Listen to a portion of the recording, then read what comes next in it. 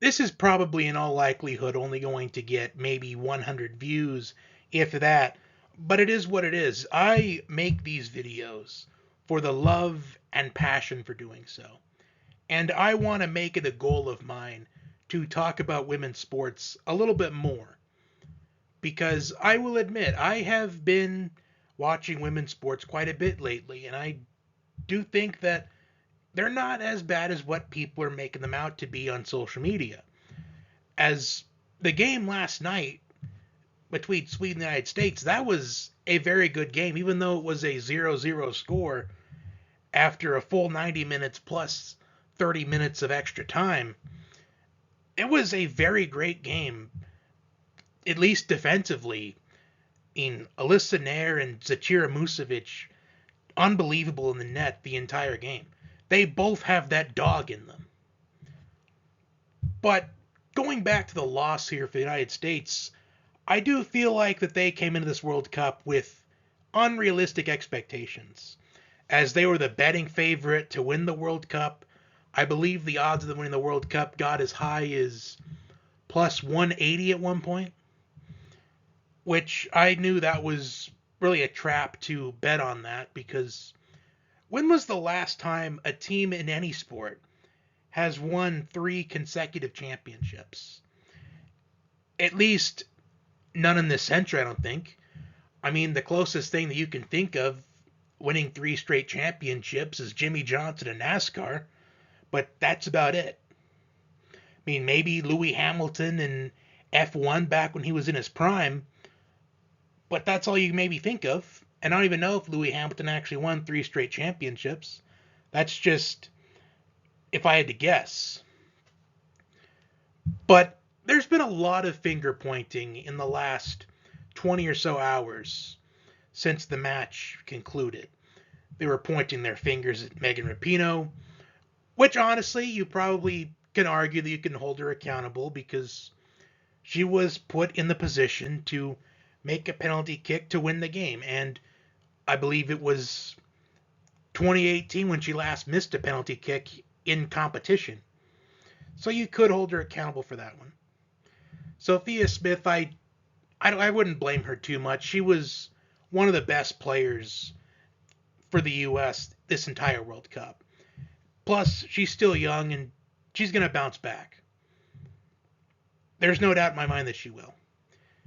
And Callie O'Hara hitting the post. I mean, the last game against Portugal, the 0-0 draw, they were saved by a post. And last night, or earlier today, since the game was at 4 in the morning, they lose by the post, or at least that's a contribution to why they lost. So the post giveth and the post taketh away. That's just my summary of that. But in all honesty, I think you could really look towards pointing the fingers at head coach Vlatko, as he made really questionable decisions all throughout this World Cup. And I will admit, I watched I really watched this sport casually. I'm not a super fan of this. I'm more of a casual viewer, but I can just tell that, or I was able to tell that the substitutions Vlatko made throughout the World Cup, the decisions that he made, they were questionable and they raised a lot of red flags. And honestly, I do think that this team, I think they need to go in a different direction. And this is a casual talking, at least a self-proclaimed casual. But there's no doubt in my mind the U.S. is going to bounce back. I just think that they needed a moment like this to help them more in the long run, as they really did come in a little overconfident. I will admit that, and they deserved the criticisms that they received by drawing 0-0 against Portugal, as they faced a lot of adversity coming into this game. And the big point of this game was going to be the first maybe 20 to 25 minutes to see how the United States is going to come out and start the game, as it appeared they lacked confidence coming into the game. I mean, they probably didn't, because they were the ranked number 1 team for a reason, but they came out fast and aggressive, and they had chances to win the game in regulation. Both teams really did, but as mentioned earlier, a really excellent game for both goalies in the matchup. And even though people criticize the sport of soccer with nothing happening, just because there's no goals in the game, it doesn't mean that things are happening. Great defensive plays, great saves by the goalies all game long. And this was a 1 versus 3 matchup. See, a lot of the people that I've seen criticizing them for losing this game, saying that the loss should be embarrassing or shameful, the people that are talking like that, in my opinion, they're acting like they lost to, I don't know, maybe like, I don't know, Haiti or a small nation or South Africa, or but they lost to Sweden, and Sweden was ranked number 3. And it took penalty kicks to take them out. And in translation to this, as a college football fan, I would take this as Ohio State beating Georgia in triple overtime. That's what I put into college football terms, as most people know that watch college football, going into college football this season, Georgia is the 2-time defending national champions. But I do think this is on Coach Vlatko, honestly, because if you're having a listen there, your goalie be the 6th penalty kicker, then I think that raises a lot of red flags. And again, this is just a casual speaking, but I have watched a lot of soccer, more than people would think.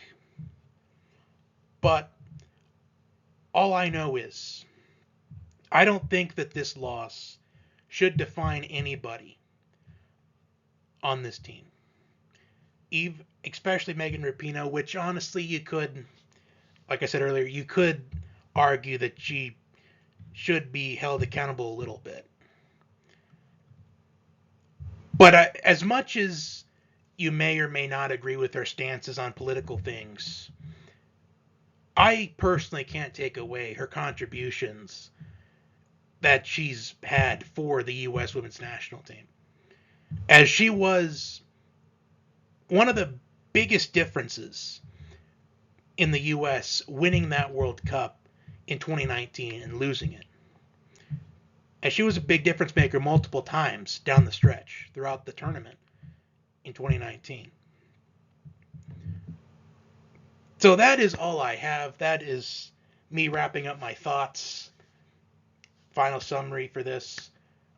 I don't think this is a loss that the U.S. should really hang their heads about, at least for too long. They lost to a very good Sweden team. They're ranked number 3.